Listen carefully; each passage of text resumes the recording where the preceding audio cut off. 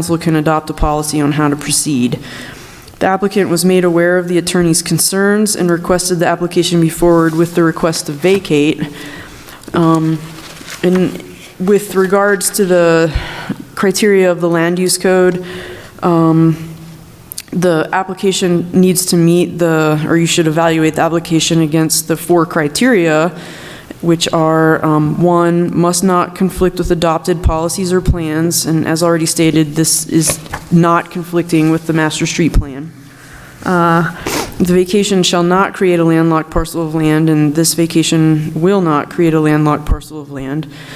The application shall not restrict the access of any parcel so that access is unreasonable or economically prohibitive. And again, that is not going to be a result of this application should the right-of-way be vacated, and shall not result in adverse impacts on the health, safety, and/or general welfare of the general community and reduce the quality of public facilities or services provided to any parcel of land, i.e. fire, police, access, or utility services, which again, the vacation of this 975 square feet of right-of-way will not do any adverse impacts. Again, it's unused right-of-way. It hasn't been used for at least 50 years other than by the applicant and the previous owners of the property. The applicant got the property in the state it's in now. They did not put the pool in.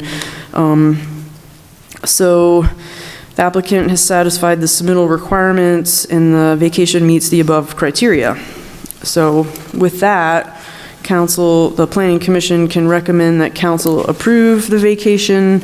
You can recommend they not approve the application and state your reasons. You can table the request and ask for additional information, or you can recommend approval and state conditions that you feel would be necessary to ensure compliance with the land use code. And again, staff in Public Works has no concerns with vacating this right of way, and typically they're the department we would refer to in terms of removing right of way from the street network. Okay, thank you. This time we'll open it up for public hearing. Is there anybody to speak for or against? Make sure your mic is on when you, I don't see the mics up there. Oh, okay.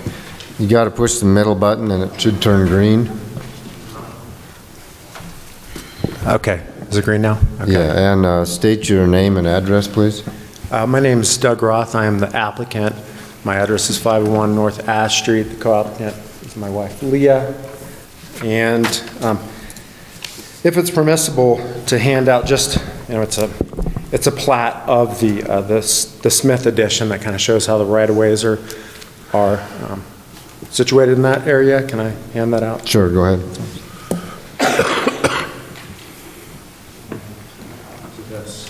I don't know if this is any happening. Yeah. It says a lot about this situation. Oh, I thought you said they only had 2 copies. Thank you. Thank you.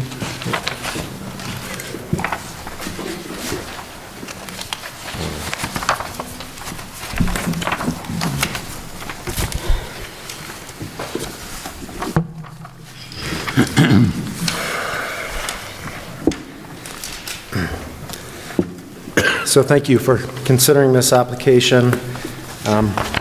As I stated in my application, really the reason I'm here, the reason for the application at this time is we wish to build an attractive wooden fence in that area to replace the approximately 60-year-old metal fence that's there. In order to do so, I wish to come before the board here and ask for permission rather than ask for forgiveness, which is what has happened in the past. And the second reason, and the reason why we as property owners feel it's very important to build a nice fence is we really care about making Cortez look really nice. There's a preschool behind the property. It's very visible to the students and parents as they approach the preschool. So we want to make this, we need to proceed with this application so that we can really make our property as attractive as possible.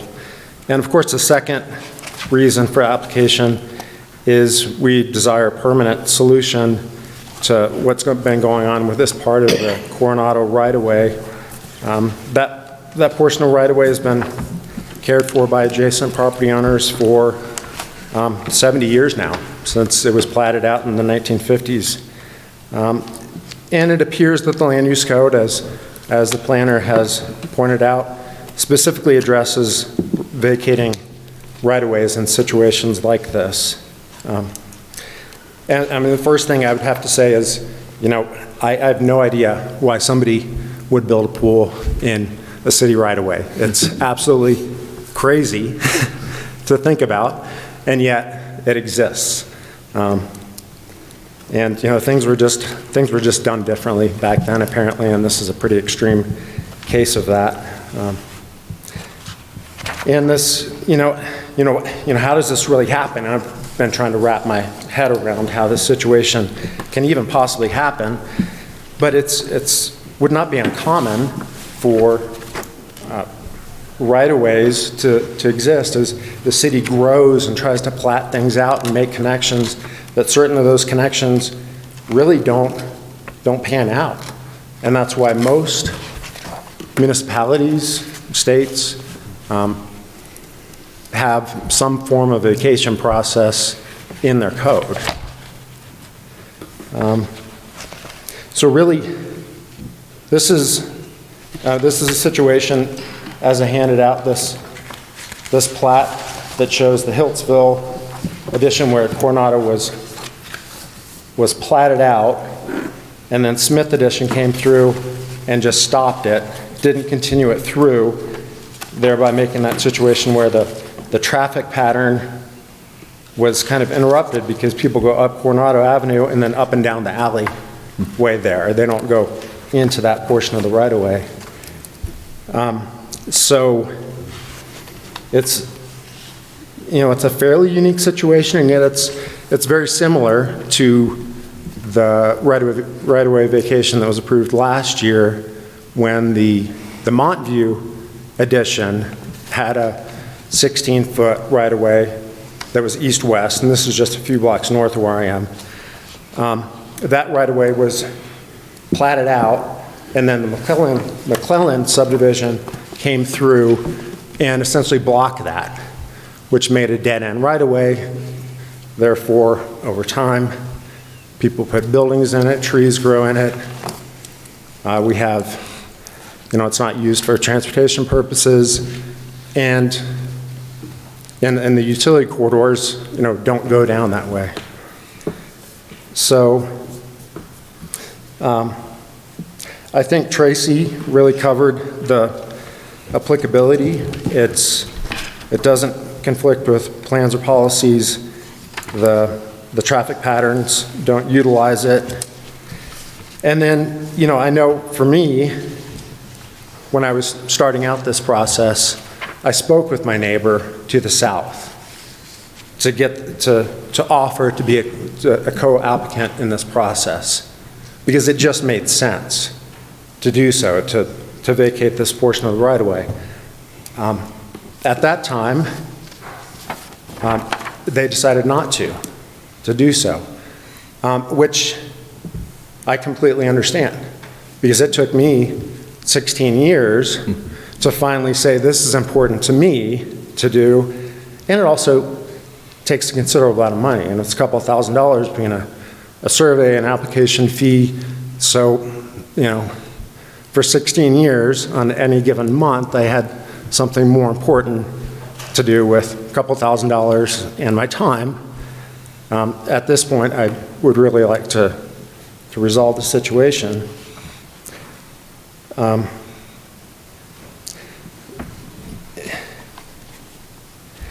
then the other thing is, what I did learn reading the land use code, section 6.25, is that, it's not just me that can initiate a right-of-way proceeding. It's also the city can initiate that for the good of the citizens or for their own needs. And also, just in my own researching state statutes, is that really dictates to everybody what they need to consider. A lot of the considerations are the same as the city already considers in the land use code, of course. And specifically, they do point out in a couple different areas, in the event that less than the entire width of the road is vacated, title to the vacated portion shall vest in the owners of the land abutting such vacated portion. So they discuss vacating a portion of that right away. And then further down, it does mention the city council or similar authority of a city or town by ordinance may vacate any right-of-way or part thereof located within the corporate limits. So really, I mean, just in summary, it seems like everybody's in support of this as far as the staff. There's recent and historic precedences for doing such a thing. And the only utility in there is the gas service line to my home, which Atmos Energy said, well, you're going to be responsible for that remaining 40 feet of gas service line, which I would fully expect. So that's all I have. Anybody have any questions for Mr. Roth? I'd like to make a comment. I'd like to be as transparent as possible. Doug and I do work together, but I believe that I can be impartial in this and make a decision, not based on our relationship, but on my position here. So, thank you. Anybody else have any? How long have you lived at this residence? 17 years, 2003. Because, yeah, it's 3 years after. What prompted you to find out that that the pool was not on your land, shall we say? That's an excellent question, and I am going to pass out. I wasn't really, because this is, this is legally, doesn't really mean anything, but I will pass around the improvement location certificate from when I purchased the property. It's not a real survey, so it's what I went off of for years, and I'm just going to pass this down here.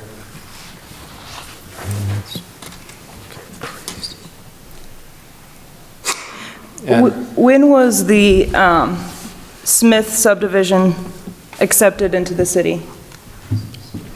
The Smith addition? It doesn't have a year. Without it being on that plat, I couldn't tell you. There are no dates on that plat. Okay, because I see the city accepted a plat that blocked a right-of-way. And this has been existing for 70 years.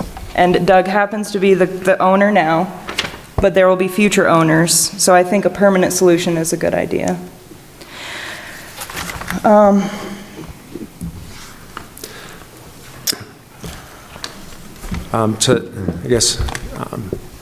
To finish your question there, Mr. Rimey, the improvement location certificate is actually incorrect. It does show a notch of where the right-of-way is, but it shows it at 20 feet, not 40 feet. So it shows like the fence that is now really right in where it is. So when I purchased the property, I didn't know the extent to which it existed. And then in subsequent years, I did research more, pull the plats, trying to fit everything together, and realize that right-of-way went significantly into my property. And like most of these issues like this through town, people just deal with them and don't bring them up if it's not an issue. So why am I bringing it up now? It's simply because I'd like to, I'd like a permanent solution, and I would really like to build a really nice looking wooden fence in that area. And I really can't do that without coming to you. Interesting. Anybody else have any questions or? Is Mike's Green's comments going to be part of the packet? Are they worth? I'm not 100% clear on how they're tied into this planning commission packet. on the record. Okay. I'm anticipating they will be forwarded to council. Okay. But, you know, Can I make comments then? I believe so. Okay. You know, because his idea was to get an encroachment permit, but then is that going to require every single future property owner to get an encroachment permit? It would depend on how that encroachment permit is worded. Okay. One of the other options was to sell the property to the owners, but to me, the city already accepted a subdivision blocking that right-of-way. And then these property owners are going to have to pay for survey costs and application costs, so to make them also buy the piece seems outlandish. And then he made a comment about Downey, saying that they aren't fencing off any of that area, but that hasn't been surveyed. So that's an assumption. I think, I would like to see, you know, I did not know that the city can actively vacate without property owners asking. Yeah, I don't know how that works either. It might be that you have to, you know, the city could initiate the request to the property owners and then ask them if they're willing to accept it. So I think there's... Right, because that would increase people's property taxes slightly by adding Correct, yeah. square footage. So, go ahead. Go ahead, I'm done. So what does an encroachment permit do versus vacating? So the encroachment permit can be revoked. So the city can issue an encroachment permit that usually they'll state that they're revocable, so that if any time the city wants the land back, they just say, okay, bye, you're done. Whereas vacating it and then deeding it to the, you know, the property owners that usually abut the right-of-way, then it becomes their property. And so it's incorporated into their lot and their legal description. And so from that point forward, they are going to be taxed on that square footage, and that is going to be transferable by that property owner as their land. We used to do that a lot. I'm very familiar with vacation processes, and it's not abnormal. I think a lot of times communities don't necessarily grow the way that they're platted or expected, and it's often done to remedy an issue like this. Do we have a master streets plan map? We do. Yeah. I don't And is have this part of it? It's not. Okay. Yeah, when Okay. you look at that map, that Coronado's not drawn in as an extension that wants to go through to Ash Street, so. And that was part of the commission, or the recommendation conditions that staff went over, so. And it's ultimately city council that has to decide whether or not to vacate it, right? Correct. Is Chair, Yes? I have two comments. One, Mike and I have talked, and I really have to agree with him. If we vacate just the Roth request, there's still that whole alleyway that is not being vacated, and it's still, I got his neighbors encroaching on us too. Do we go out there and tell them, move your fence, because we now know it? The other question I have is, nobody is giving the city land for right-of-way. We paid for that land at one point, and my view is, if we're going to give it to a property owner who's adjacent, it needs to be bought by them, not just given to them, because there is value. Can I comment to that? Well, you're setting a precedent now, too, if you do so.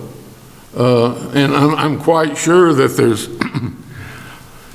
other pieces of property around the city that may be in the same position that the Ross are now. If you start giving a property, city a property away, you're encroaching on the other taxpayers of the cities who do have a vested interest in all of the land in the city. It would seem to me that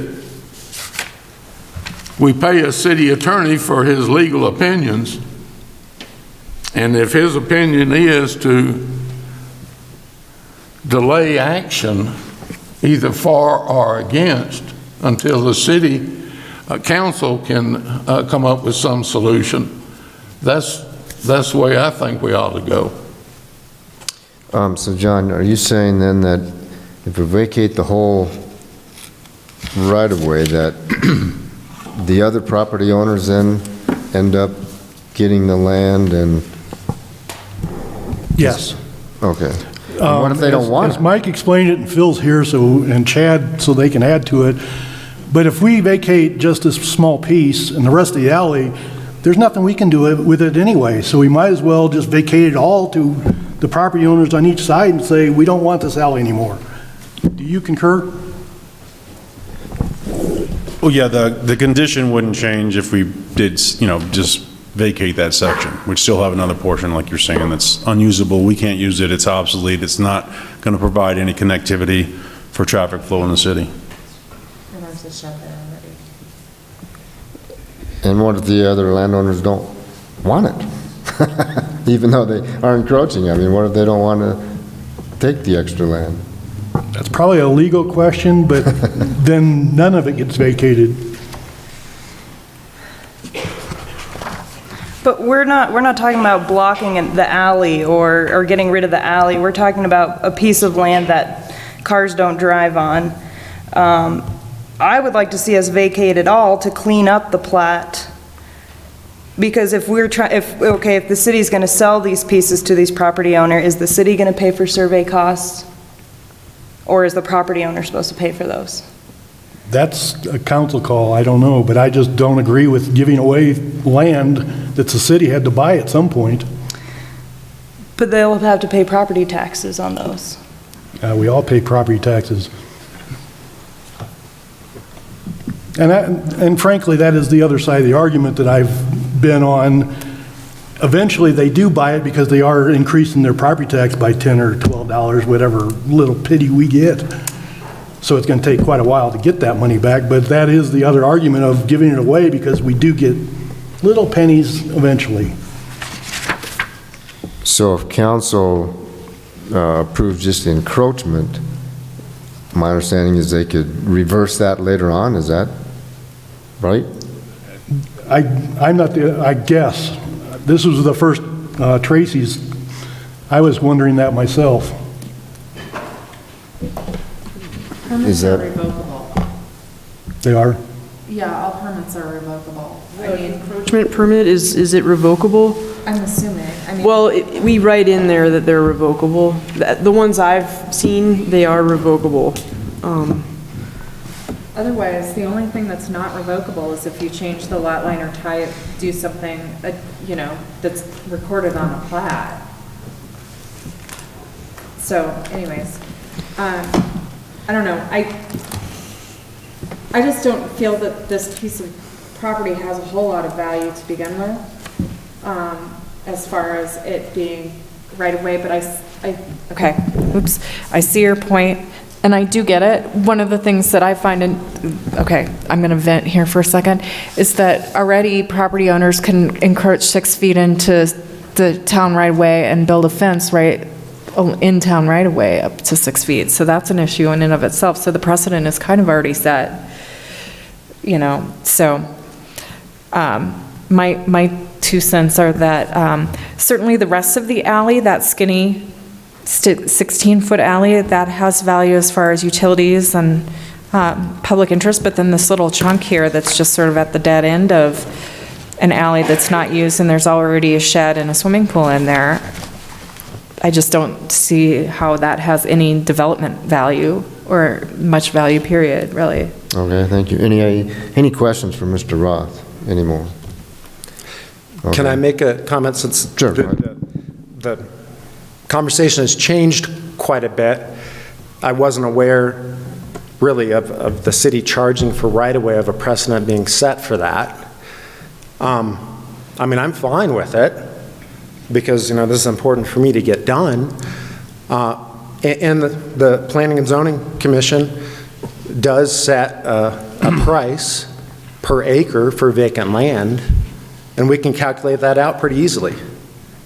If you want to make a motion that I pay that amount, I'm okay with that. I guess for me, it's, as a citizen, it's a little disconcerting hearing that we're going to be adopting new policies after an application has already been submitted, when we certainly didn't do that in the Montview right-of-way vacation. Well, I don't think we're adopting any new policies. We're just taking a look at this particular item. Okay. Was that discussed during the Montview right-of-way? I don't even remember the one you're talking about. I don't know if I was even on commission at that. This What was came done last year? in November. It was approved back in October and November of 2019. Okay. So it was like 4 months ago. So if we're talking about precedent, we have already set one. Okay, can we calculate how much that would cost? I'm not real sure on how we, this is a question I can't address, how we value it at the table. The cash in lieu fee is for fees in lieu. I don't know that we could apply it in this particular situation. I'm wondering if it would be appropriate for you to decide whether or not you're okay with vacating the land and then having a condition that council can address the sale portion of this. To me, that seems the most appropriate if you feel that need, rather than trying to negotiate the value. John can jump in and agree or disagree with that. I agree. There seems to be just too many unanswerable questions at this time, and it might be better that we table this issue until we can have the city attorney here to answer some of these questions. Well, let's continue with the public hearing. Mr. Roth, you got any other thing to add at this time? Only that revocable easements are significantly different, and those are usually applied in areas where the right-of-way has a defined purpose. If you remember, there's been a few memorable ones in the past 10 to 15 years.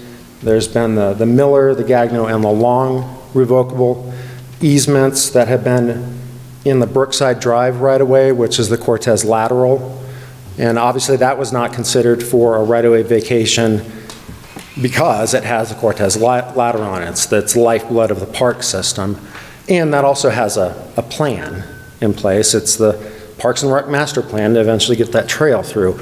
So there's no way that the city's really going to consider a vacation in that. And that's usually when, in my research, that is applied, a revocable easement. So obviously I'm not going to build an expensive fence in a revocable easement. So here I am with what I feel is a reasonable request, and I guess I don't know where we stand. Okay. Anybody else to speak for or against?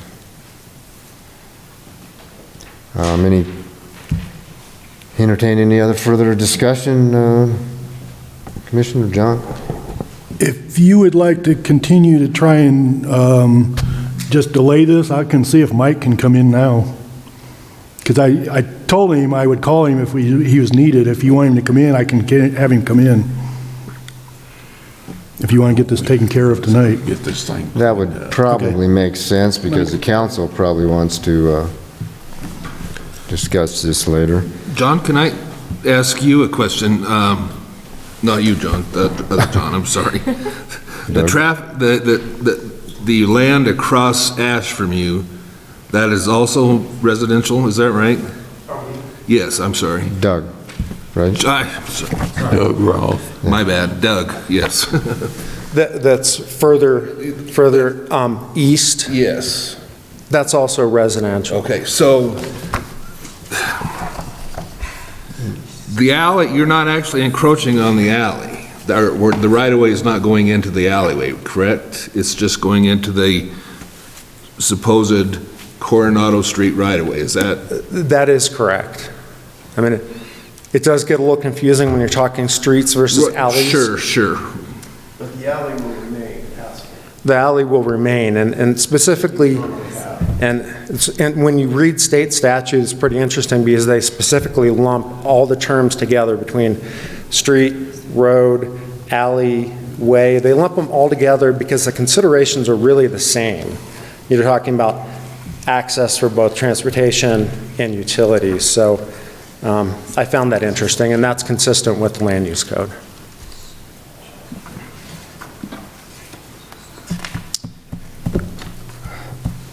Okay, I would entertain a motion to suspend the hearing on this, to table it. Well, Till, we want to reopen it again. right.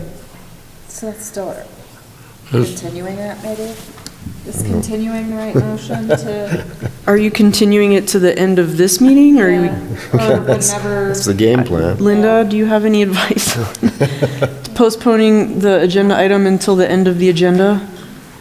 Is Mike coming? He's, Well, I couldn't get hold of him, so I left him a message. Yeah, I would say that we need to continue it to the next meeting, because if you wait for him to come, he hasn't even heard any of the testimony tonight. And he really needs to be here for all the testimony from everybody. To just have him come and just offer his testimony, he hasn't heard anything from anybody else. you're talking Mike? Yes. Yeah. So the motion would be, It's not fair for the applicant. right, Well, and you can try to determine a value for this property, which I would imagine is going to be extremely low, given the situation here, but, you know, in the meantime, over the next month, you can do that.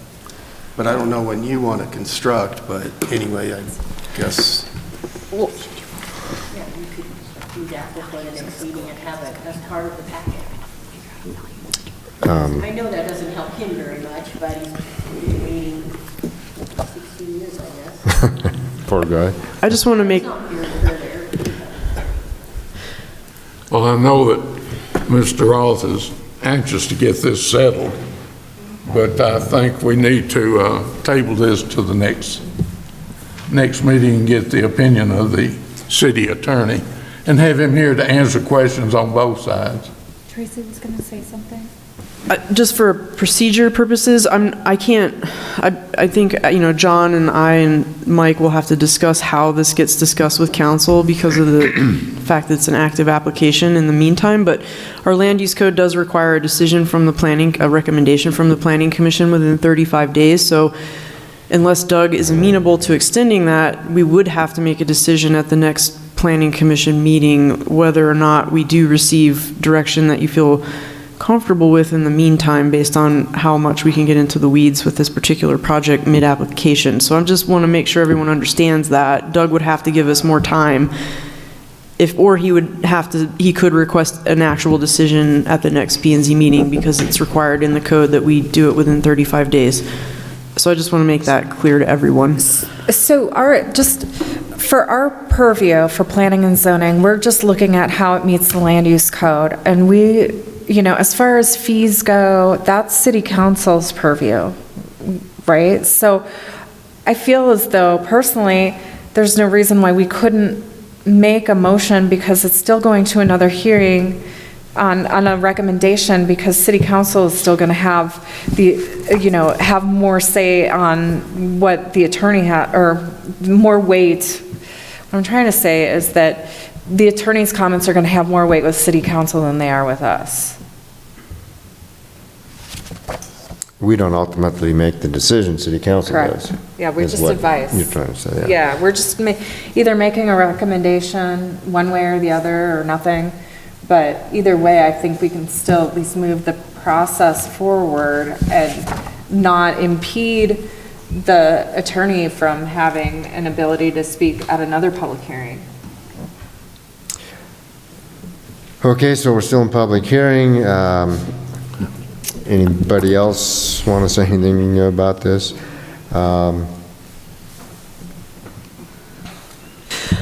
I suppose you could also continue it to a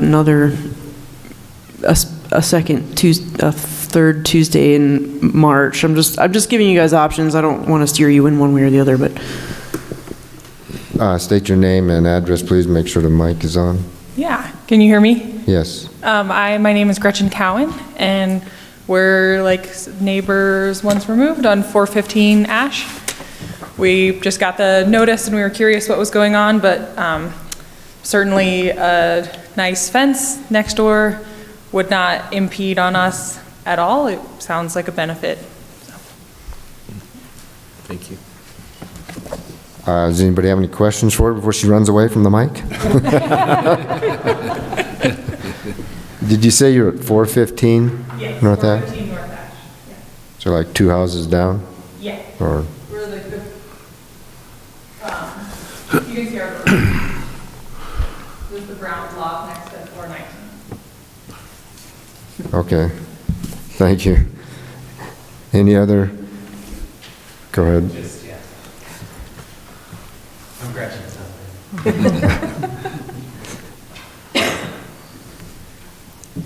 Hi, Devin Cowan, 415 North Ash. Just another comment. So on the map, we border to the south of the currently vacated larger area, not the section that's up for debate.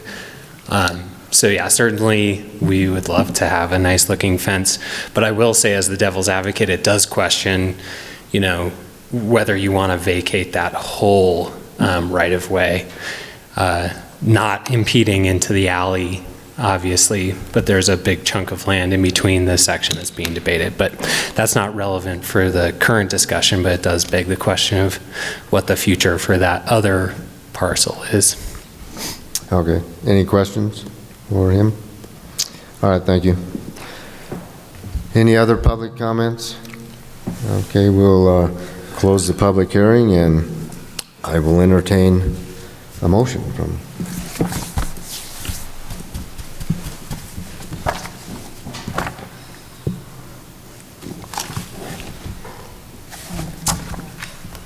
Trying to find the staff packet. I don't have my glasses. Page 3. I'm still entertaining, but we can. Hold on. Getting there. Well, I'll make the Okay. motion Okay, go ahead. that an encroachment permit be issued until the city council can make a policy decision on how to proceed in this matter. There's motion on the floor. Is there a second? Can we discuss? Yeah. Well, you want to second it so we can discuss it.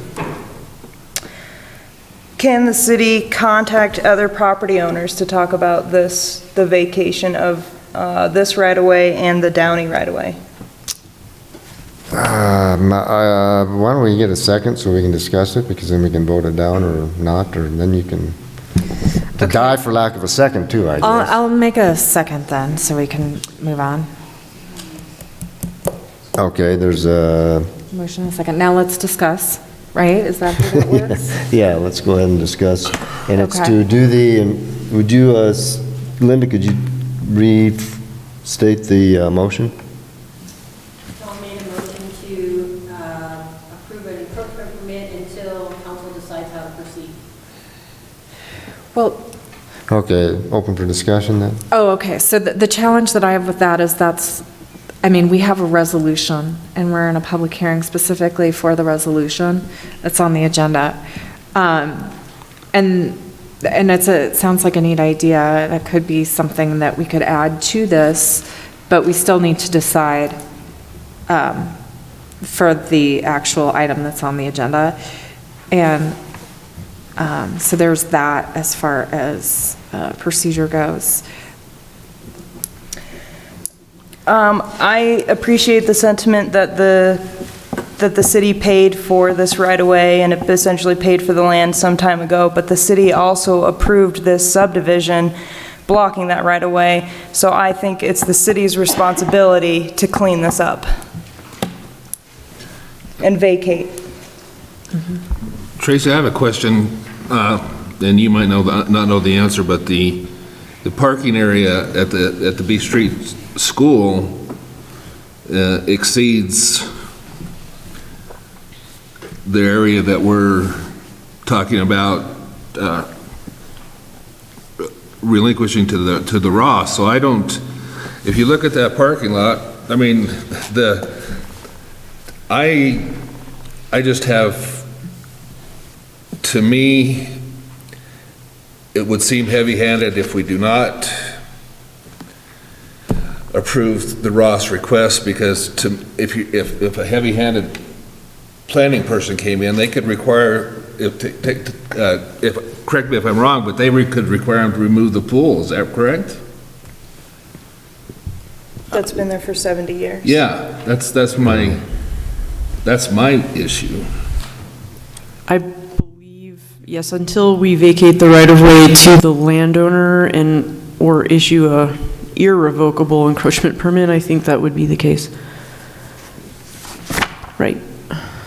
And just to clarify, I should have jumped in sooner, but I don't know that the planning commission can recommend council grants an encroachment permit, we can't actually grant the encroachment permit, but the problem is I think Doug would have to come back in and apply for the encroachment permit as a separate application, so just go back to that. But yes, I think you're right about the encroachment question. Mr. Chairman, the motion has been made. I did got a not motion know and a whether it second. was seconded or not. Yeah, If it's not, the motion dies. I did second it. okay. So then we have a motion and a second. If there's no further discussion, we'll vote on that particular motion. McDaniel, Well, I knew you were going to come to me first. I'm going to vote no on this motion. Levy, No. Medina, No. Butler, Yes. Feeny. I'll vote yes, just to, Why not? yeah. I'll vote yes. Is there any other motion on this item that, I'd like to make a motion if I don't have my glasses on, so forgive me. To recommend approval. Sweet. Oh, Jesus. Never mind. That was okay. worse. Well, thanks. Yeah. Thanks, Thank Vicky. you, though. Oh, my gosh. Make a motion to recommend approval to vacate the north 24.3 feet of Coronado Avenue right-of-way south of Track B, Block 6 of the Hiltsville subdivision, consisting of 975 square feet and located directly west of Lot 13, Block 3 of the Smith Addition, through approval of ordinance number 1275, Series 2020, with the following conditions. Did I read the right thing? Okay. Second. we got a motion and a second on the floor. Any further discussion? McDaniel, I'll vote yes. Levy, Yes. Medina, Yes. Butler, No. Remy. Yes. Moving on to the next item on the agenda. Neva, I guess you give us the update? Okay. The next item on the agenda is a review of a site plan to establish a heavy equipment rental and sales yard at 1410 and 1480 Industrial Road. So throughout the packet, I have referred to 1410 as 1420. So please make note that it is 1410 and not 1420. And will the Okay. resolution be updated then? The resolution has been updated. Well, we still need to put the chair in, so it needs to be updated yet again, but it has been updated to 1410. All right. So the city has received a site plan application to establish a target rental on lots 1 and 2 of the Cortez Light Industrial Park, addressed as 1410 and 1480 Industrial Road. The lots total 4.63 acres in size. James Duke is the authorized representative for property owner Duwende Duke LLC. And they are proposing to operate a company that sells, rents, and services construction-related equipment at the site. The applicant proposes to use the existing 4,500 square foot building on the site at 1480 to conduct business and to service the rental equipment. The existing bathroom is going to be updated to ADA compliant standards, and the building has existing services and infrastructure with no exterior changes to the building proposed. A 25 by 25 covered wash bay will be constructed just on the north side of the building to maintain and clean the equipment. And because of that construction, the City of Cortez Land Use Code requires a site plan for this development. So the applicant's narrative states that the customer will be both homeowners and professional construction contractors, and they will use the site to pick up and drop off construction equipment. The plan is for ingress onto Lot 1 and egress from Lot 2. Employees will park on the east side of the building. So the applicant's site plan has been deliberately designed to allow each lot to continue to function separately in case of a possible future sale of the properties. So the lots will have individually functioning drainage systems. They will not share any easements or legal agreements, and each lot has an existing driveway that can revert back to functioning as both egress and ingress to each lot site.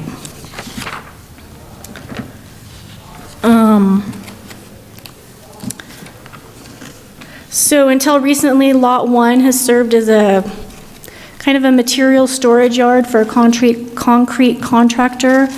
At this time, the applicant does not propose any development on the site, but the applicant has proposed to grade and gravel the lot to use as an equipment storage and display. And so that will greatly clean up that corner there on that side of the property. Okay, I think we'll open the public hearing on... Wait, I'm still going. Oh, I'm It's sorry. still going. You paused. Okay, please continue. All right. So I don't have much more, but I do have a little more. So we looked at the site for parking, and the building currently has 6 parking spaces and will require 11 parking spaces. The applicant proposes to add 9 parking spaces, including 1 ADA space, so that more than meets the land use code.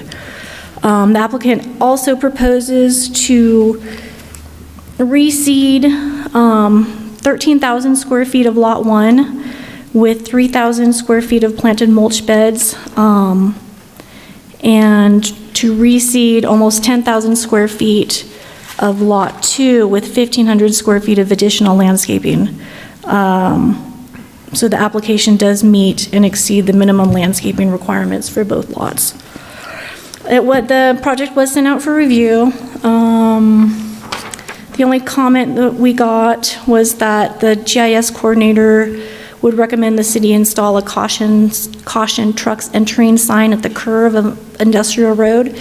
And that's been forwarded to the Public Works Department, and Public Works Director Phil Johnson will look at that to see if for the sign. We've discussed that.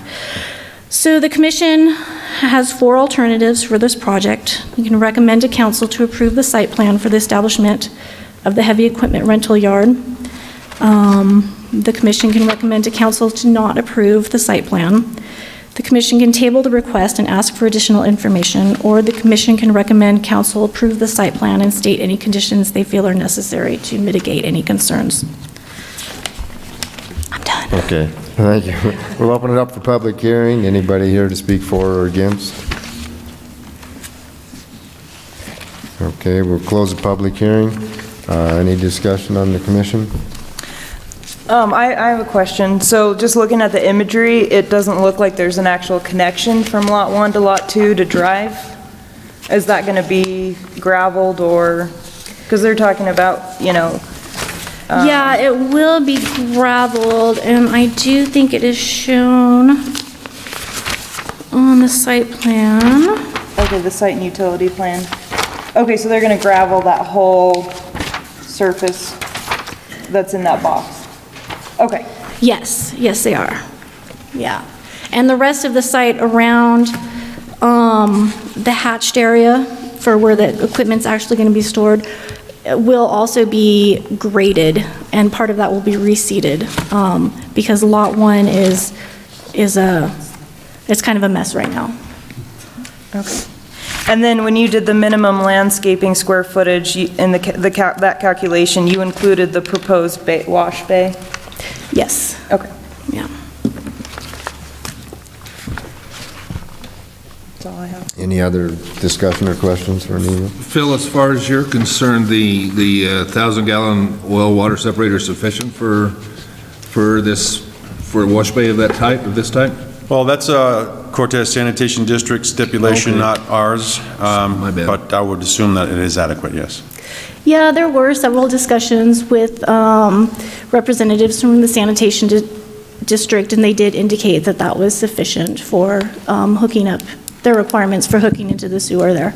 Does the sanitation commission then inspect the tank to make sure that it's being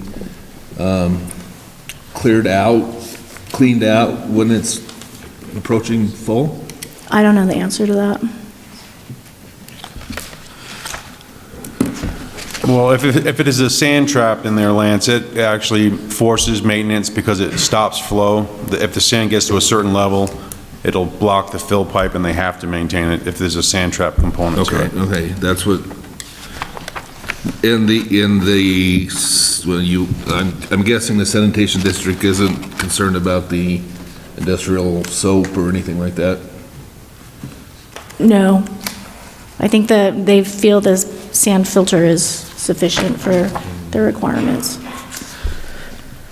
And I don't know if my glasses aren't good enough, but do you know where the above-ground fuel tanks will be? Oh, I do. They're going to be, Oh, okay, thank you. Yeah, this was what I said, and then I think it was, we had Yeah. someone here to talk. And they'll be contained, correct? Is that the way you read it, too? Okay, that's all I have. We have a commenter. What? I guess we'd have to open the public hearing then again. Okay, state your name and address, please. Yeah, my name is James Duke. My address is 3024 East 4th Avenue in Durango. And I am the managing member of Duende Duke, who's doing this, as well as I'm the owner of Target Rental.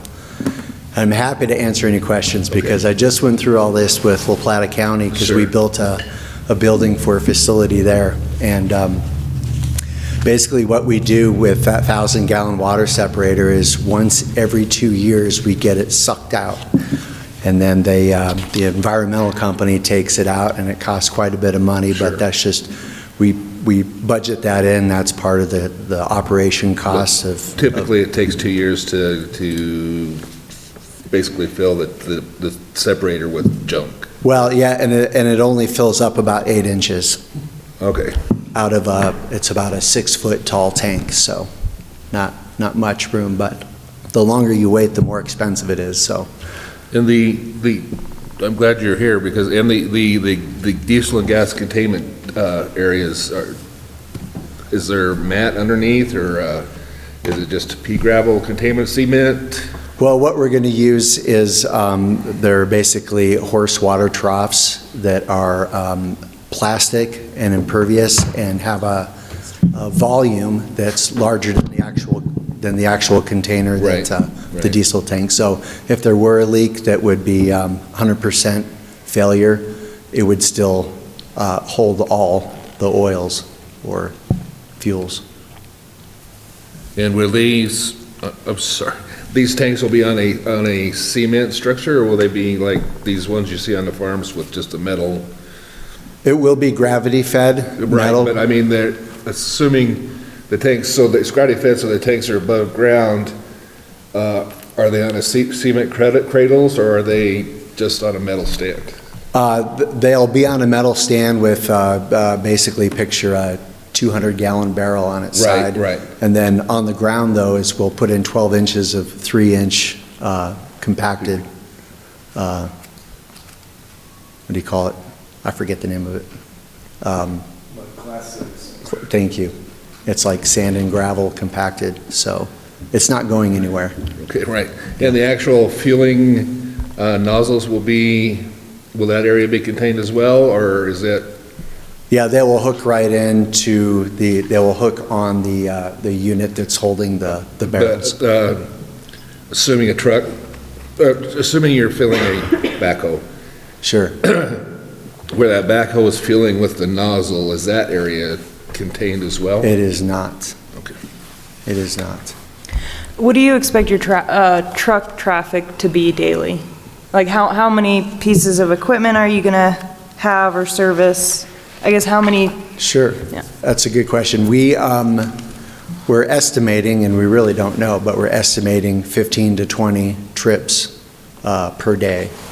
And we find that a lot of our business, about 50% of it is deliveries on our end, so that'll be a portion of our trucks, but some people choose to come get their own equipment.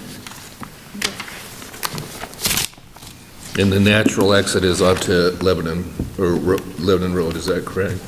I believe so. I believe we'll find that most traffic will Right. get onto Industrial, then head to Lebanon. I was glad to see you say weed-free hay. Yes. So I hope that you keep with that because Gear Natural Area is important to our community. Yes. And I would hate to see weeds overtake that area.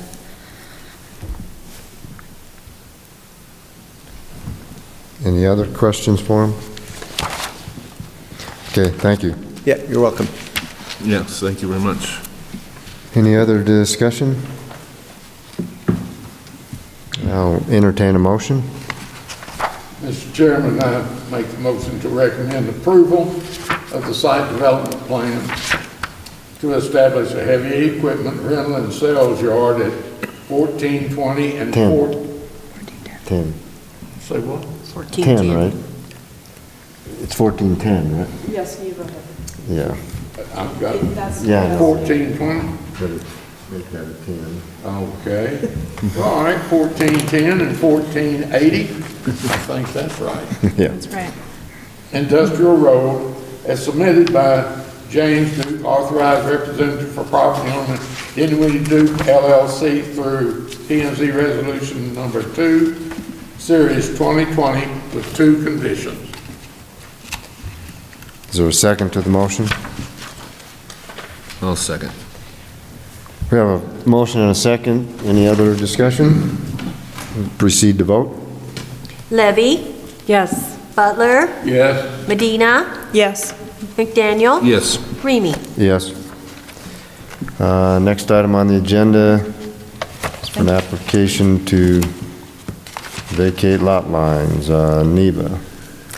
Okay, so this first part, I am just going to say once, and then I'm going to refer to it as the vacation of alley and street and lot line right away. All right, so the City of Cortez has received an application from Dean Berkey, representative for the property owner Schoolhouse Properties LLC, to vacate an alley in Block 47 and a portion of Block 50 between lots 13 and 19, the north 10 feet and south 10 feet of 2nd Street right-of-way from the eastern edge of the alley in Blocks 46 and 51 to the western edge of Ash Street, and the lots and blocks of lots 1 through 12, Block 46, lots 1 through 24, Block 47, lots 1 through 6, Block 50, lots 13 through 18, Block 50, and lots 1 through 6, Block 51 of the Town of Cortez and Chamberlain's Edition plat.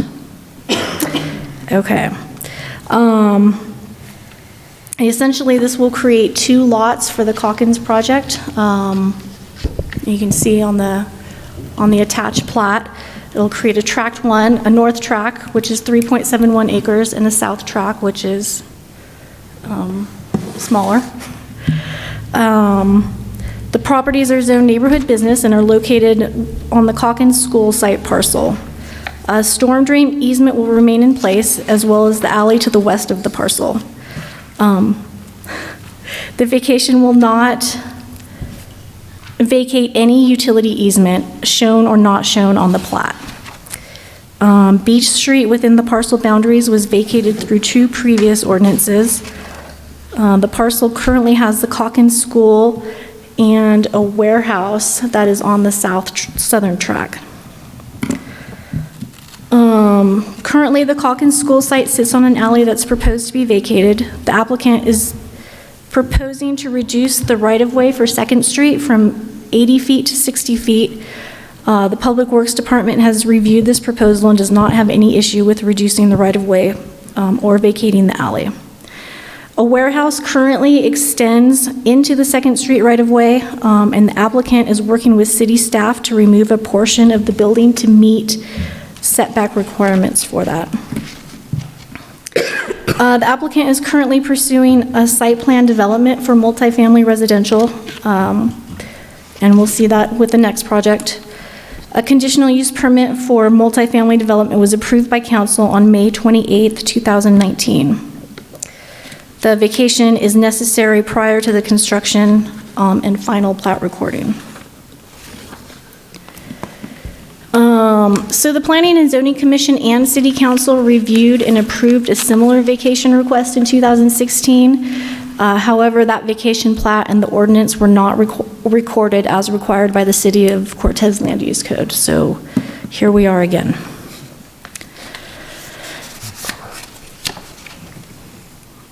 The applicant has satisfied all of the submittal requirements of Section 6.25 of the Land Use Code, and the proposed vacation meets the criteria included in that chapter.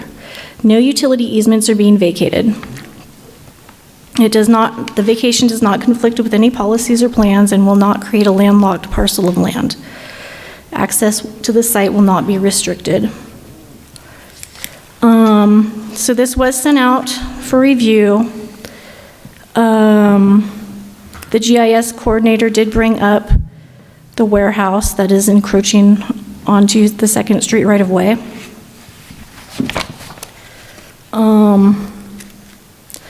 The sanitation district, we're working with them right now. They would like to see the sewer main line shown on this plat.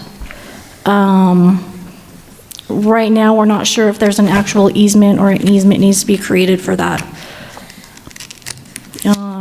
As such, there are no other comments have been received to date. So the commission has 4 alternatives. They can recommend to council to approve the vacation of the alley and portions of the Second Street right-of-way and vacation of the lot lines. The commission can recommend to council to not approve the application. Commission can table the request and ask for additional information, or the commission can recommend approval of the easement vacation and state any conditions they feel would be necessary.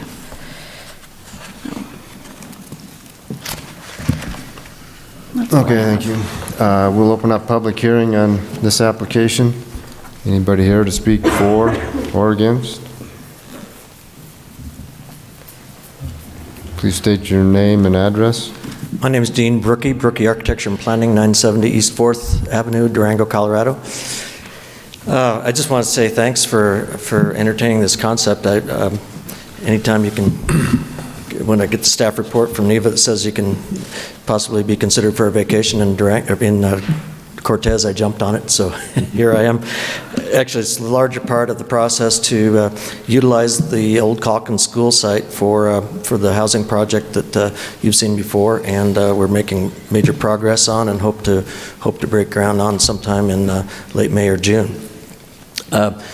What the crux of this is, amazingly, this constitutes about 88 single-family lots that are being vacated, and along with the easements in the alley that were supportive of that 88 single-family lots, somehow the school building that was originally built in 1907, part of it sat on top of those lots, and here we are today still trying to vacate those lots, which have obviously been used for another use.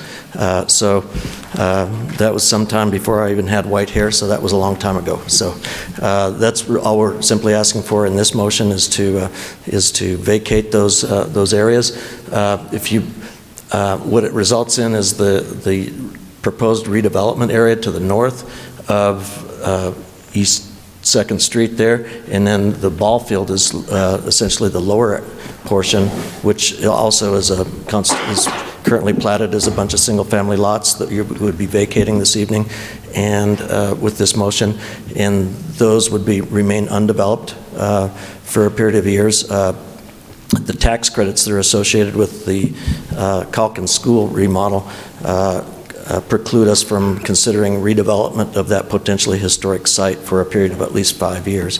So hopefully nobody will be back to talk to you about redevelopment developing the old ball field there south of Second Street for at least that period. What does remain is the storage facility, the old food storage facility for the school district, and it does encroach into the Second Street right-of-way, and introduced Terry Wheeler. She's the Executive Director of Housing Authority of Montezuma County, and she's entertaining bids right now to have the first bay, if you will, 20 feet, the northern 20 feet of that building demolished and therefore shortened so it doesn't, in fact, encroach into that easement in the future.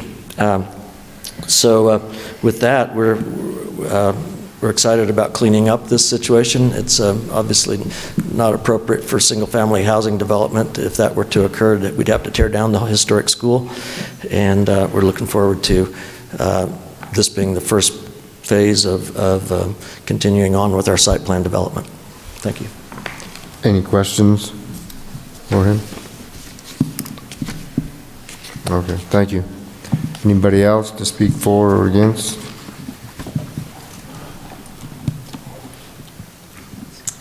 Hi, I'm Cammie Oliver, and I live at 19980 Road 15 in Yellow Jacket.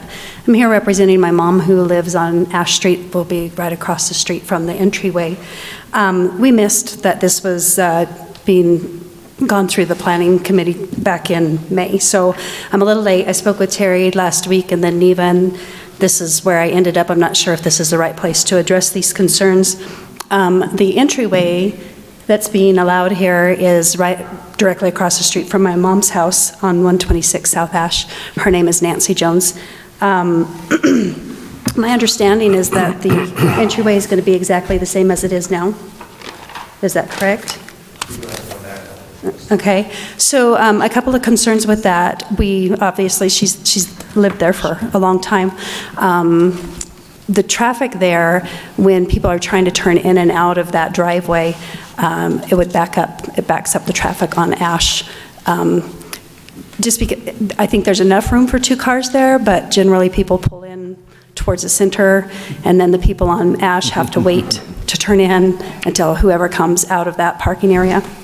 So that's one concern, and I noticed on the plan that they will not use the west entryway that would be Second Street there, I think where you're talking about part of this vacate. But the plan said that gate would be closed to general traffic, and I don't quite understand why we would want all of that traffic coming in and out one entryway on Ash Street when there could be 2 and split up some of that traffic. Is this the right place to address these concerns? Mm-hmm. Am I okay with this? I think your concerns might be better for the site plan review, which is coming up next. This evening, next? Yeah, the next project coming up, yeah. And that will be more specific to the actual site plan than the vacation. Okay, right, very good. Thank you.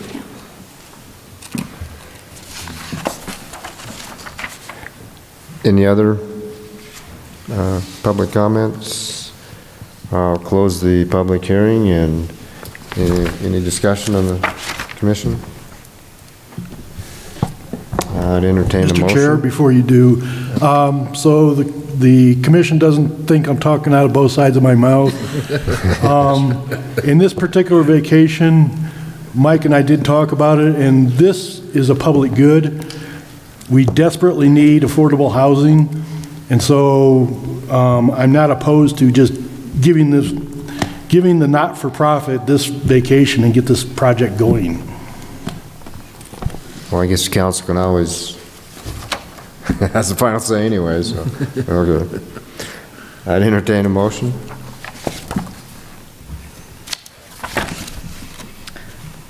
Well, I think this is a great example of the city cleaning up plats to reflect a long-standing reality in our community of what's happening on property. So are you making a motion? Yeah, so I'll make a motion to recommend approval to vacate an alley in Block 47 and a portion of Block 50 between lots 13 and 19, and the north 10 feet and the south 10 feet of Second Street right-of-way from the eastern edge of the alley in Blocks 46 and 51 to the western edge of Ash Street, and the lots and blocks of 1 through 12, Block 46, lots 1 through 24, Block 47, lots 1 through 6, Block 50, lots 13 through 18, Block 50, and lots 1 through 6, Block 51, of the Town of Cortez and Chamberlain's Addition plat through approval of Planning and Zoning Resolution Number 3, Series 2020, with the following condition. The applicant must record the ordinance and plat depicted the amended tracts. Okay, we have a motion. Is there a second? Second. Motion and a second. Any other discussion? We'll proceed to vote. Medina, Yes. Butler, Yes. McDaniel, Yes. Levy, Yes. Remy. Yes. Next item on the agenda is, will be for another public hearing. Neva? Okay, this is a public hearing on application for the site plan review to establish multifamily housing development at 121 East First Street. Dean Brookie has applied to the city for a site plan to establish multifamily development at the Calkins School Site parcel located at 121 East First Street. The proposal is to construct 12 units in the historic Calkins building with 2,500 square feet of office space for the Montezuma County Housing Authority, and 30 units in 2 new buildings to be located east of the Calkins. The site plan will be located on the Calkins North Track, which you just reviewed.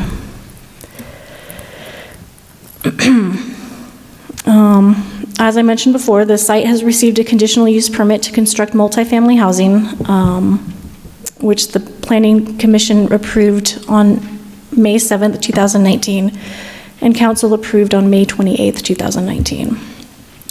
According to the Assessor's Office, the entire parcel is 6.65 acres. The applicants will be developing on the northern track, which consists of 3.71 acres. The southern track is 1.92 acres, and as Dean just mentioned, is not eligible for development for at least the next 5 years. The construction of the new units is planned to be complementary to the historic Calkins building. This building was listed on the local historic register in 2000, and in March of 2016, the structure received National Historic designation. It was built in 1909 and added on to in 1924 and 1935. The structure is 6,500 square feet and meets current standards for setbacks. The building footprint will remain the same. The applicant has proposed 2 apartment buildings with 15 units each for a total of 31 and 2-bedroom apartments. The square footage of the apartment sizes meet the minimum requirements found in the land use section. The site also meets the minimum of 3,000 square feet of land per unit. And so I've done the math in the report, but the 30 units for the apartment buildings requires 90,000 square feet of developable land. In total, it requires 3.03 acres, and this current site is 3.71. So, build out for the site will be 15.5%, and maximum lot coverage in the neighborhood business is 50%. The setback requirements will be met by the new buildings. The project is bordered to the north by the Central Business District, and to the east, west, and south by residences. And the property is surrounded on all sides by streets or an alley. So we reviewed the project for parking and landscaping. The residential structures require 2 parking spaces per unit. So the site would require 84 spaces for the residential uses and 7 spaces for 2,000 square feet of usable office floor for a total of 91 spaces. 92 parking spaces have been provided with 2 required loading zones and 4 ADA spaces. The overall site has 68,883 square feet of landscaping, which totals 42.4% of the site. The applicant has provided landscaping bordering the entire parking lot, which exceeds the 10% landscaping requirement for parking areas. The plan shows that existing trees are to largely remain in place. And we will need to see irrigation plans before final approval. So currently, there is going to be access from 2nd Street and from Ash Street onto this site.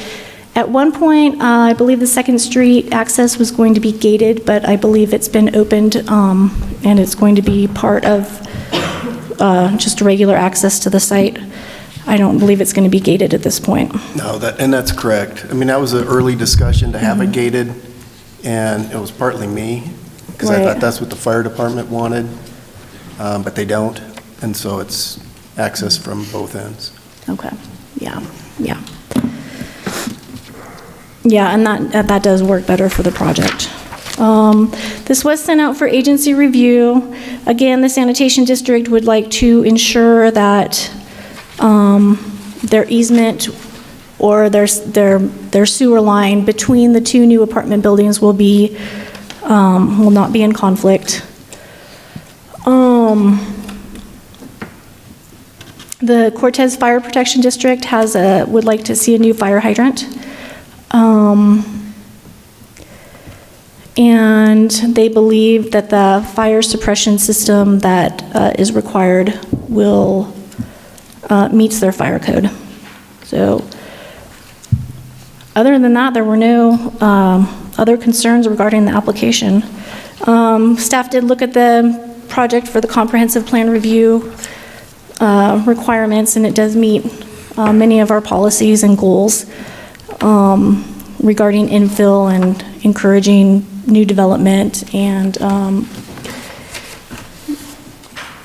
enhancing aesthetics. So, again, the council has 4 alternatives.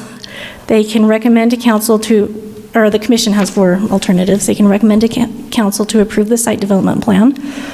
They can recommend denial to council. The commission can ask for more information and table the application, or the commission can recommend to council to approve the site development plan with any conditions they feel necessary.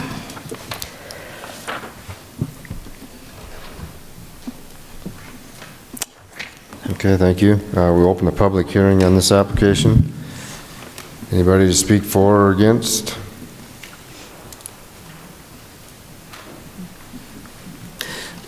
Dean Brookie, once again, 970 East 4th Avenue, Durango, Colorado, representing the Housing Authority of Montezuma County.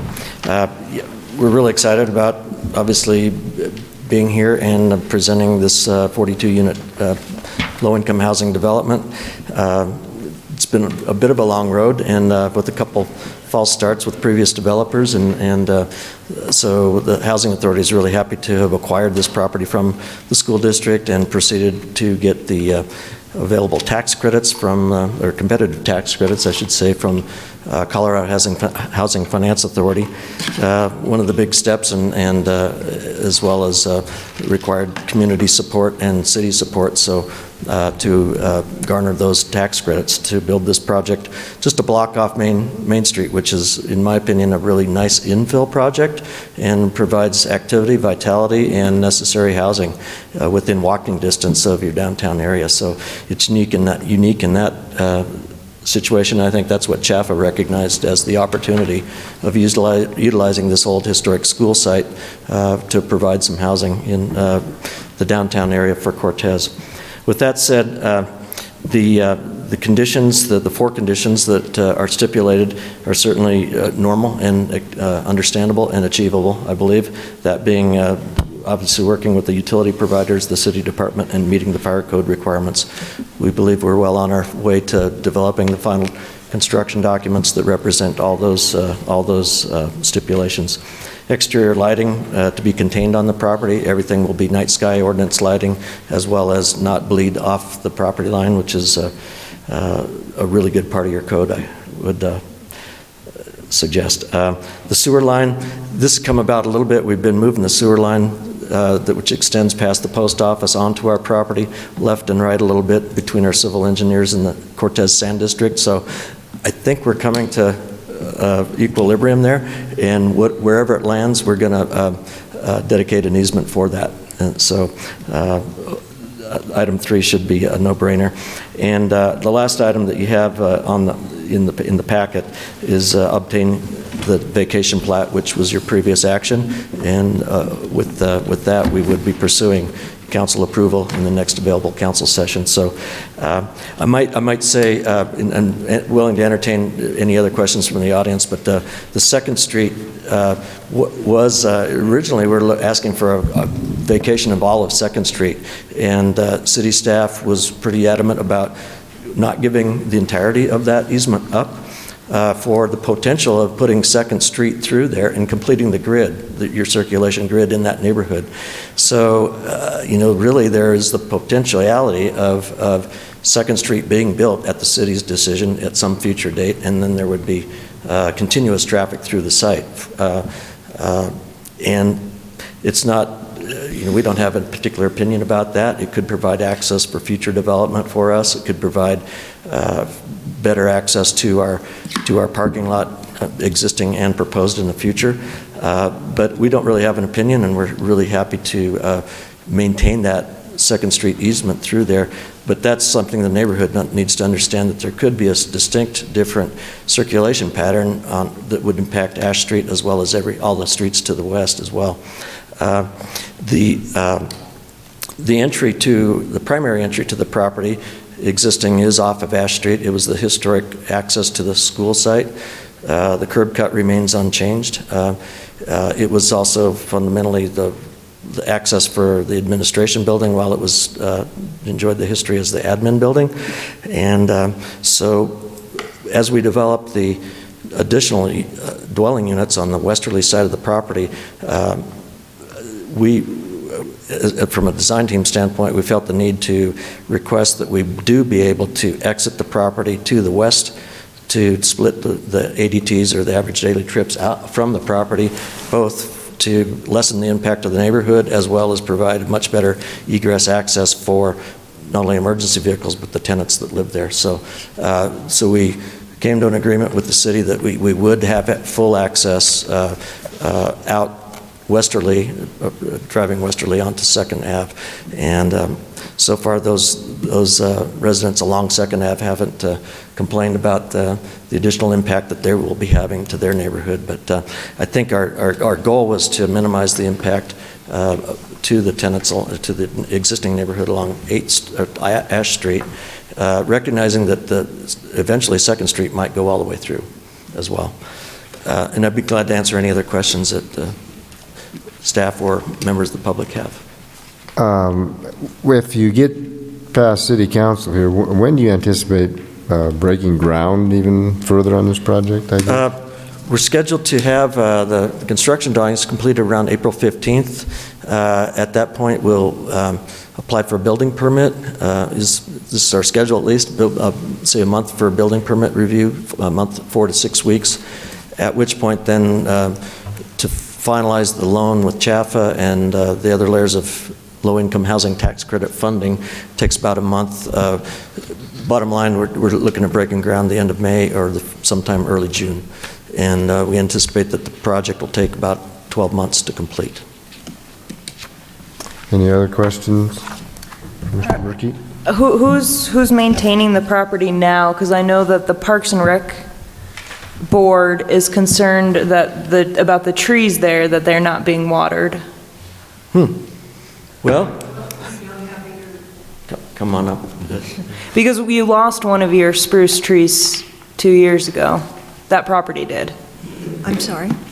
That property lost one of the spruce trees. That wasn't due to water, though. Yeah, it was the wind, but it was a dry winter and then the wind. We have not been irrigating the land, basically because of budget.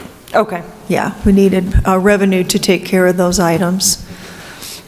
I might have one more thing to say about it. After the blowdown, which was, we lost a couple spruce trees to high wind, a little microburst that occurred. We had an arborist as a part of our landscape plan prior to developing our landscape plan. Wanted to get a full evaluation of what was healthy on site and what trees were just need a trim and a cleanup, and which ones were actually dead and dying. And so we have that inventory. So we think that in large part those trees are the ones that we're removing that will be underneath the building footprint are the ones that were unhealthy, I guess, at this point. So we do have a plan, once we're under construction, to irrigate the entire site. Again, right now there's no functioning irrigation system. That hasn't worked for years, much prior to the school district abandoned that system years ago. So there is nothing that we can turn on if other than doing surface irrigation with the sprinkler system. Once construction's underway, we'll have dust control and all those kinds of things, so there will be some ability to water those trees. But then, of course, as Neva said too, we'll install a full new functioning water irrigation system with the advent of the entire project. So. Okay. But there has been a really good inventory, and we hope that no more trees blow down. That was our concern, that we identify those trees that are unhealthy before we hurt somebody. So. Thank you. Any other? Wouldn't now be the time to hear about Ash Street? Hear about what? I think now is the time, I think. Oh. Sorry, I didn't want us to bypass you and you. So the entryway question was answered.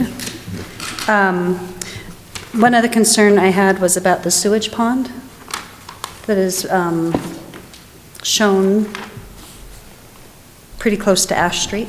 Stormwater retention. Yes, I'm sorry, retention pond. Yeah. Can you tell us about that, and what's that for? Is that going to have any odor? And was there a reason that it was positioned closer to Ash Street rather than more kind of in the middle of the property there? I think that'll do it. Yeah, thank you. Yes, thank you for that. It is not a sewer pond. It's a detention pond meant for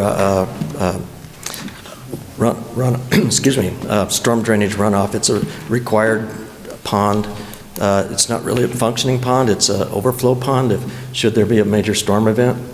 And drainage from it's calculated to retain, not to keep forever. It's meant to retain and release at a historic flow, surface runoff from the parking lot as well as the entire site.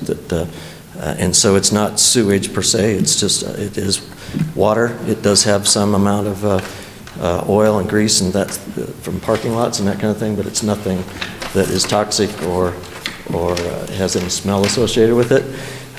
And it releases at a calculated historic flow. So it's just meant not to flood your driveways and your yard across the street based on the new development. It's part of every development that you see these days, and it is a small depression. It's landscaped. It's lined with the bedment of it. It's planted with a moisture-tolerant grass, so it doesn't like fill up with mud, for example, and it's meant to just irrigate or just grow a natural grass. It is a berm, and it's a slight depression, so it's not a sewer pond like you would see on a farm or something like that. It has no smell associated with it. So I don't know the exact, I wish I had the site plan to tell you how deep it is in feet. I assume it's about 3 feet, kind of a tapered berm.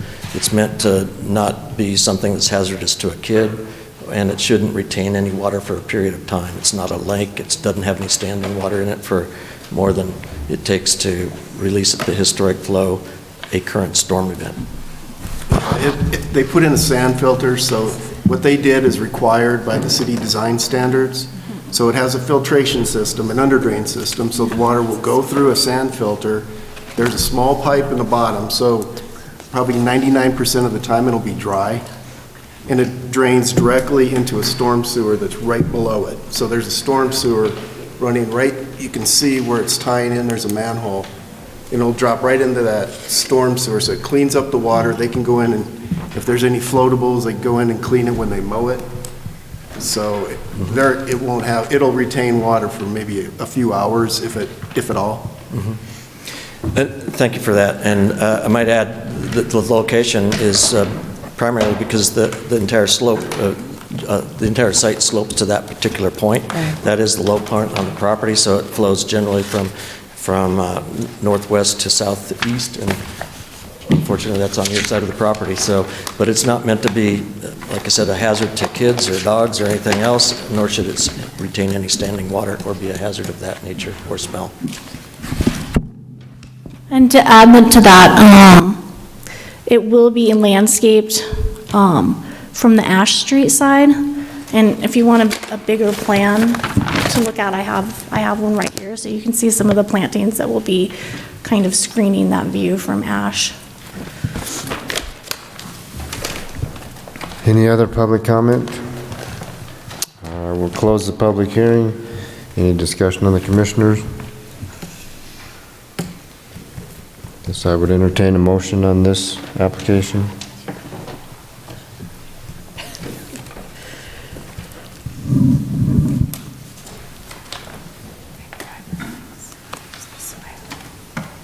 Mr. Chairman, I make the motion to recommend the council approve the site development plan to establish multifamily residential housing at 121 East First Street as submitted by authorized representative Dean Brookie for applicant and property owner Schoolhouse Properties LLC through P&Z Resolution Number 4, Series 2020, with 4 conditions. Got a motion on the floor. Is there a second? Second. Got a motion and a second. Any further discussion? Proceed to vote. Levy? Yes. Butler? Yes. Medina? Yes. McDaniel? Yes. Remy? Yes. Next item on the agenda is review of a county application.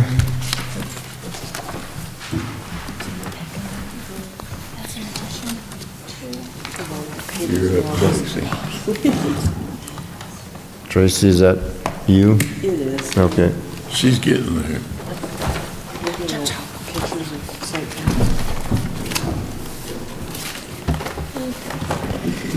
Okay, this is a county project, single lot development on property owned by Donald Wilson located at 23200 Road M, consisting of one 3.3 acre lot and a rezoning request from AGZ to AR 3-9 and a variance on property in the 3 mile area. So the parent parcel is approximately 61.1 acres in size, and the applicants want to split off one 3.3 acre lot, and it appears that where they're putting the lot line on the west side of the property would go between 2 structures, which is why they're seeking the variance, we assume. It looks like there's less than that 100 feet between the 2 structures, and so, I think that's why they want the variance. So basically, your purview here is just to recommend the chairperson sign the plat for compliance with the master street plan. Staff sees no real issues with this request and just recommends that the commission approve the proposal for conformance with the master streets plan. Any questions? The county has already approved this, correct? This The one? date, the date says it was February 13th. Sorry, yes, they have approved it, and, yes.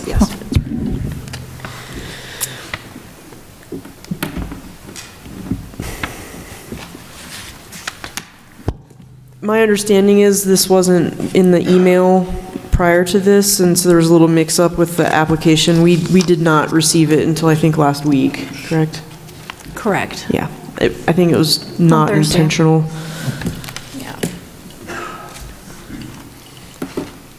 So we're basically just approving the chair to sign it. Yeah, and the applicant, I'm pretty sure, is ready for us to sign it, so.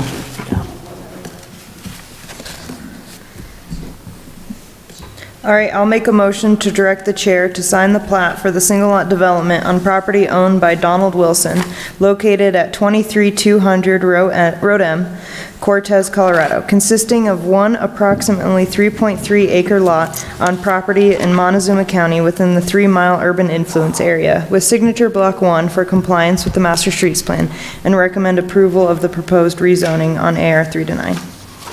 Got a motion, is there a second? Second. So seconded. Any further discussion? We'll proceed to vote. McDaniel? Yes. Medina? Yes. Levy? Yes. Butler? Yes. Remy? Yes. Next item on the agenda is another review of a county application. Tracy, is that you also? Okay, Anita no, has this one's this me. Okay. Okay, so applicants Brian and Kathy Lyons have applied to the county for a 3-lot moderate subdivision and a proposed industrial planned unit development on Lot 30 of the Blue Door subdivision. The property is located at 24227 Road G.2. So the applicant's requesting to divide one 3-acre lot into 3 1-acre lots. The proposal does not meet the county's minimum lot size requirement of 3 acres, though the creation of an industrial planned unit development can allow for smaller lots. However, the application does not include a threshold standards or a PUD document, both of which are required according to the Montezuma County Land Use Code. Access to 2 lots is proposed from Road G.2, and Lot 2 will have access through Lot 3. Lot 3 will have access from Road 24.3. This section of Road G.2 is not shown on the master street plan as part of a thoroughfare plan. And so while the application may not be complete according to the Montezuma County planning requirements, the location is not within the master street plan. And does meet compliance with our master street plan.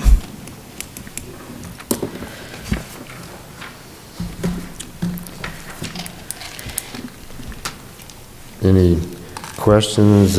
So could the county have a challenge with this? Based on, I would assume so, yes. okay. Yeah.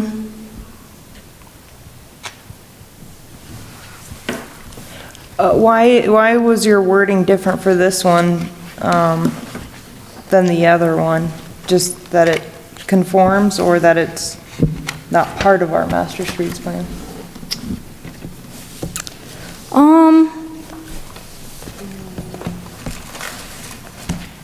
I think the second part of that statement where staff recommends that P&Z chair sign the plat for Blue Door subdivision is the same. Okay, I guess under the recommendation you said. Yeah. While the location is not within the master streets plan, or do you mean it conforms? Well, it's not within, so therefore it meets the requirements. Okay. Yeah. So by default, okay. Yeah.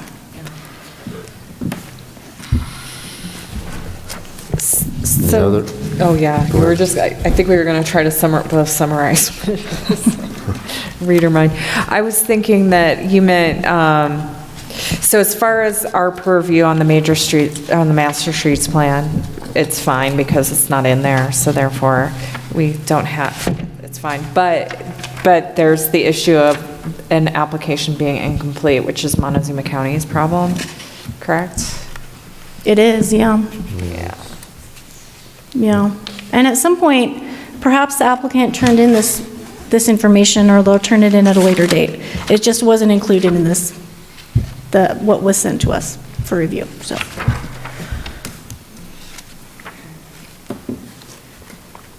and then piggybacking on what Lance said earlier, the county hasn't approved this yet?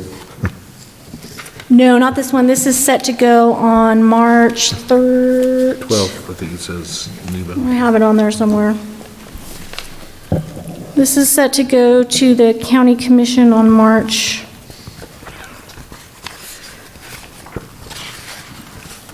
I apologize.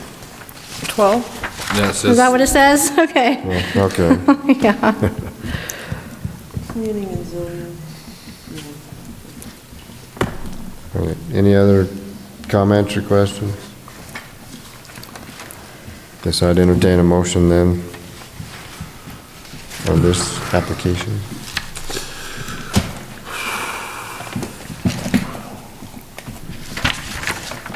All right, I'll make a motion to direct the chair to sign the plat for the Lot 30 of the Blue Door subdivision, creating a 3-lot moderate subdivision as requested by Brian and Kathy Lyons for property located at 24227 Road G.2 within the 3-mile urban influence area with signature block number 1 for compliance with the master streets plan. There's a motion. Do I hear a second? Second. So seconded. Any other discussion? We'll proceed to vote. Medina, Yes. Butler, Yes. McDaniel, yes. Levy, Yes. Remy. Yes. So this is a new, This is a new so one. it's H. Did I see we had an addition then? Okay. And yes, we do have one more county project that showed up yesterday. So I did amend the agenda, but obviously didn't have time to put this project into your staff packet.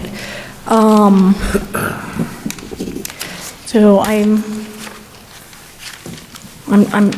did prepare a little staff report for it, and I'm just going to proceed.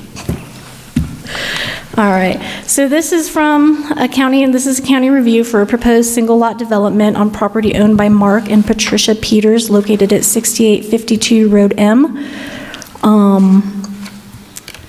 They've applied to the county to split 4 acres off of a 50.71 acre property. The applicants are requesting agricultural residential 3 to 9 acre zoning. Some uses in the area include residential and agricultural uses. The requesting rezoning would be compatible with those densities in the surrounding area. And similar to the other projects, this project is outside of not within the master street plan. So they do conform, they do meet compliance with our master street plan.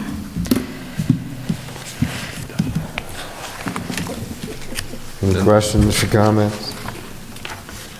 This one's already been approved too, correct? I mean, by the county, I think I was watching this morning when they approved it. They approved, it did go this morning, yes. Yes, indeed. Yeah. Kind of rude. Well, I guess I entertain a motion then. Practice, okay, I'll do something. I'll make a motion to direct the chair to sign the plat for a single lot development on property owned by Mark and Patricia Peters located at 6852 Road 21 Cortez, consisting of one approximately 4 acre lot on property in Montezuma County within the 3-mile urban influence area with signature block 1 for compliance with the master streets plan and recommended approval of the proposed rezoning to AR 39. Do I hear a second to the motion? Second. Motion is second. Any further discussion? We'll proceed to vote. Butler, Yes. McDaniel, Yeah. Levy, Yeah. Medina, Yes. Remy. Yes. Next item, do we have any other items of business? I guess that was part of it. No other items? Any previous business with the commission? I'd entertain a motion to adjourn. So moved. Is there a second? Meeting adjourned. Good Figure that job. one out. Good job. Good job. I'm not going to take this with me tonight.